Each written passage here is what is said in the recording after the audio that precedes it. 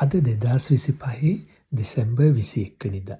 මම ඉන්නේ හොක්කයිඩෝ දිවයිනේ ග්‍රාමීය පුංචි නගරයක් වෙච්ච යමාබේ වල නත්තල් සැරසිල්ලක් ඉස්සරහා. දැන් වෙලාව හවස 4:45යි. උෂ්ණත්වය සෙල්සියස් අංශක 0ට ආසන්නයි. පැත්තම හිමෙන් වැහිලා ගිහිල්ලා තියෙනවා සීතල හුළඟක් හමන. මම කියන්නේ නත්තල ගැන නෙවෙයි. අද දවසේ තියෙන විශේෂත්වය. ඔයගොල්ලෝ දන්නවද? වින්ටර් සොලාස්ටිස්. එහෙමත් නැත්නම් සිංහලෙන් කියන සිසිර සූර්ය නිවෘත්තිය. අද තමයි උතුරු අර්ධගෝලයේ ජීවත් වන අපිට දීර්ඝතම රාත්‍රිය තියෙන්නේ.